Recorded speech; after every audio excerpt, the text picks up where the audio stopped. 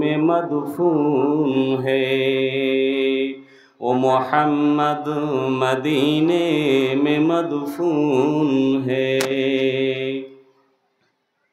उपस्थित আজকের যোগ্যতম সভাপতি সাহেব, সামনে বসে থাকা পরিচিত অপরিচিত ভাই ও বাপজানেরা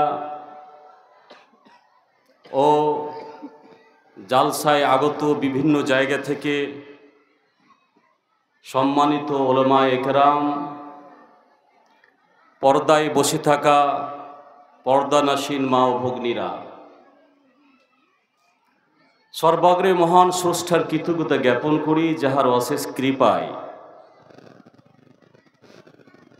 ঐতিহ্যবাহী মাদ্রাসা এবং প্রাচীনতম মাদ্রাসা বাটনা, যার স্থাপিত 1889, আর তাকে পরিচালনা করি, তার সরকার হলো এই এলাকার জনসাধারণ মানে আপনারা। তাই সে মহান স্রষ্টার কৃতজ্ঞতা জ্ঞাপন করি, সকলেই বলে আলহামদুলিল্লাহ। তারপরে পরে আমাদের নবী জনাবে মুহাম্মদ রাসূলুল্লাহ সাল্লাল্লাহু আলাইহি সাল্লামের প্রতি শত সহস্র দুরূদ ওয়া সালাম অবতীর্ণ কর্পিত হোক। আল্লাহুম্মা সাল্লি আলা ওয়া সাল্লিম বারাক আলা। যারা দাঁড়িয়ে আছেন তাদের বলছি যে এমন কোনো কাজ করে দেননি যে আপনারা ক্লান্ত হয়ে আছেন, বসে বসে ক্লান্ত হয়ে পড়েছেন। অনুগ্রহ করে জালসায় বসে যান। আমার যে বক্তব্য, আল্লাহ রাব্বুল আলামিন আমাদের জন্যই কোরআন বলছে, ওমা খালাকতুল জিন্না ওয়াল ইনসা ইল্লা লিয়াবুদুন, আমি জিন এবং ইনসানকে সৃষ্টি করেছি একমাত্র উদ্দেশ্য হচ্ছে আমার ইবাদত করা, উপাসনা করা। যদি না করে, এর যদি ব্যতিক্রম হয়, তাহলে তার ঠিকানা জাহান্নাম। জাহান্নামের স্তর বা জাহান্নাম 7 প্রকার, 7টা জাহান্নাম আছে। জাহান্নাম লাজা, হাবিয়া, সাঈর, জাহিম এবং সাকার। আমি 6টা বলবো না, আমি শুধু বলবো সাকার নামক জাহান্নাম। সূরাতুল মুদাসসির। সাকার নামে জাহান্নামে কারাকে দেবে আল্লাহ? 6টা বাদ দিন, 6টার আলোচনা অনেক আছে। সাকার একটি জাহান্নামের নাম। এই জাহান্নামে কারা যাবে? আল্লাহ রাব্বুল আলামিন কিয়ামতের দিন সমাজের যারা মুজরিম, মনে হয় না যে তারা মুজরিম, অপরাধীরাই কথিত রাজনৈতিক ব্যক্তিদের কাছে গেলেই তার অপরাধ নিমিষে ঘুচে যায়। অপরাধী হলেও রাতে রাত বা অন্য কলা কৌশলে অপরাধ থেকে মুক্ত হয়ে যায়।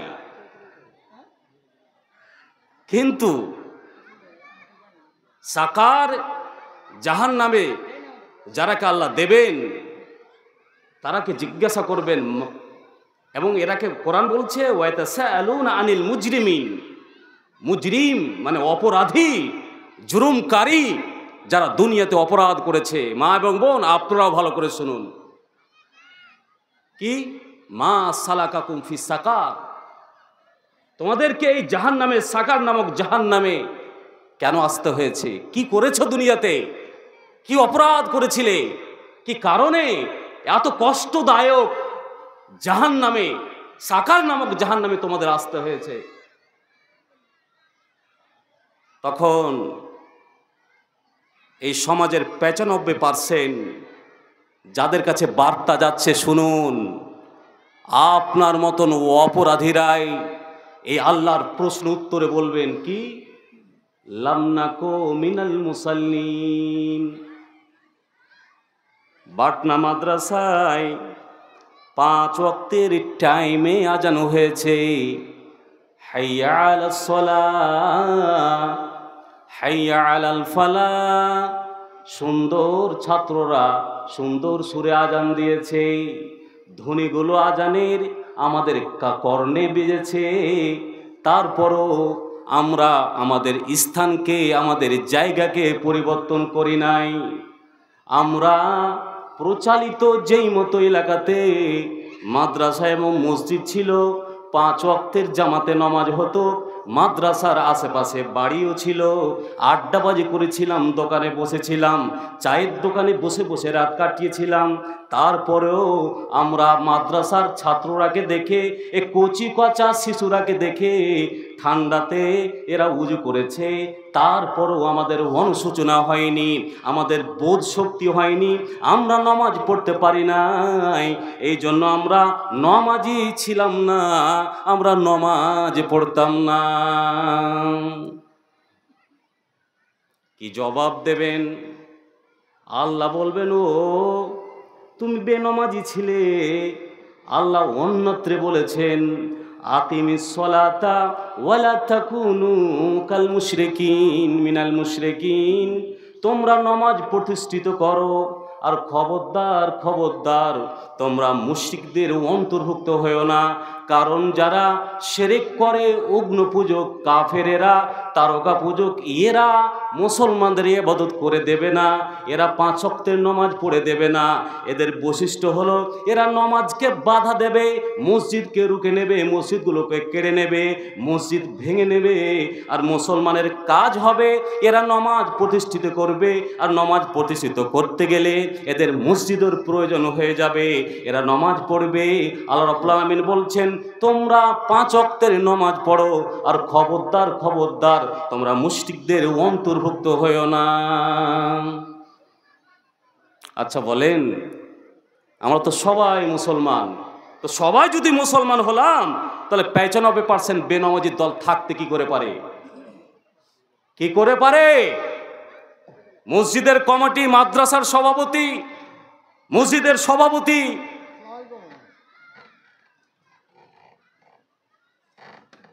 5 ওয়াক্তের নামাজ পড়ে না, ও নামাজি নয়, নামাজ পড়ে না। আচ্ছা বলেন, বুখারীর হাদিস, হযরত আলী থেকে বর্ণনা, আলী নবীকে এসে বলছেন, নবী বলছেন, গাজওয়ায়ে খান্দাকে আল্লাহ রসুল আসরের নামাজ পড়তে পায়নি, দুরকম রওয়ায়াত রয়েছে বুখারীতে। তো আলী বলছেন, আল্লাহ রসুল নামাজ তো হলো না। তখন রসুল সূর্যের দিকে যদি তাকিয়ে দেখছেন যে সূর্য ডুবার কাছে চলে গিয়েছে, আল্লাহ রসুল থামতে পারলেন না। কি মান হাবাসুনা আনি সলা ইয়ানি সলাতুল উস্তা, যারা আমাদের রুকে নিয়েছে নামাজ হতে, অর্থাৎ আসরের নামাজ হতে, ফামালাউল্লাহু বুয়ুতাহুম ওয়া কুবুরুহুম নারা, ফামালাউল্লাহু আলা বুয়ুতিহিম ওয়া কুবুরিহিম নারা। এই মতো এবারত এসেছে, নবী থামতে পারলেন না, বদদুয়া দিয়ে দিলেন, রাব্বুল আলামিন যাদের জন্য আমরা আসরের নামাজ পড়তে পারি নাই, যাদের কারণে আমাদের নামাজ ছুটে গিয়েছে, তাদের কবরে এবং তাদের বাড়িতে তাদের তুমি কি করে দাও? আগুনে ভরে দাও, তারা যেন জাহান্নামের আগুনে ছারখার হয়ে যায়, তারা যেন জাহান্নামের আগুনে পুড়ে। এটা শুধু আসরের নামাজ ছেড়েছে, তার কারণে এই অবস্থা। আচ্ছা বলুন তো, আপনার মুসলমানের বাচ্চা, আমরা মুসলমান, কত ওয়াক্তের আমাদের নামাজ ছুটেছে? এখান থেকে বিবেচনা করে যান, এখান থেকে অনুশোচনা করে যান। কিয়ামতের দিন যখন জিজ্ঞাসা করা হবে যে এত কষ্টদায়ক শাস্তিতে, এত কষ্টদায়ক আযাবে, এত কষ্টদায়ক জাহান্নামে কেন এসেছো, তখন আমরাই বলবো যে আমরা নামাজ পড়তাম না, নামাজ পড়িনি। বুখারীর হাদিস। এই নামাজ আপনাকে বাধা দেয় না। যেখানে অধ্যুষিত অমুসলিম ভাইরা রয়েছে, মুয়াজ্জিন 3 মিনিট আজান দিয়েছে, 3 মিনিটে অপরাধ, 2 লাখ টাকা জরিমানা। সোশ্যাল মিডিয়াতে এই ইয়ং জেনারেশনের ছেলেরা সোশ্যাল মিডিয়া যখন মোবাইল খুলছে, ওহো হাই রে, আজান দেওয়ার লেগে 2 লাখ টাকা জরিমানা। তারা আজান দিতে পায় না জোরে, তারা নামাজ পড়তে পায় না। তার আগে গুজরাটে একজন মহিলা মা একটা বারান্দায়, নামাজের টাইম হয়েছে, নামাজ পড়তে লেগেছে, 3-4 জন চলছে, এখানে নামাজ পড়ছে কেন? তারা নামাজ পড়তে দেয় না, তারপরও তাদের ঈমান বাঁচাতে হবে, তার জন্য তারা চেষ্টা করতেই আছে, জরিপানা দিচ্ছে, কিন্তু নামাজ ছাড়ে না। আর আমাদের কিছুই নেই, কোনো অসুবিধা নেই, আজান হচ্ছে, তারপরও আমরা বসে থেকে যাচ্ছি, অবস্থা পরিবর্তন হয় না, নামাজ পড়তে পান না। বুখারীর হাদিস, আল্লাহ রসুল ওয়াহুয়া ইউসাল্লি ফিল কাবা, আব্দুল ইবনে মাসউদ থেকে বর্ণনা। আব্দুল ইবনে মাসউদ বলছেন যে আল্লাহ রসুল তখনও নমাজের অত ফরজিয়াতের গুরুত্ব আসে নাই, তারপরও কাবাতে নমাজ পড়তেন।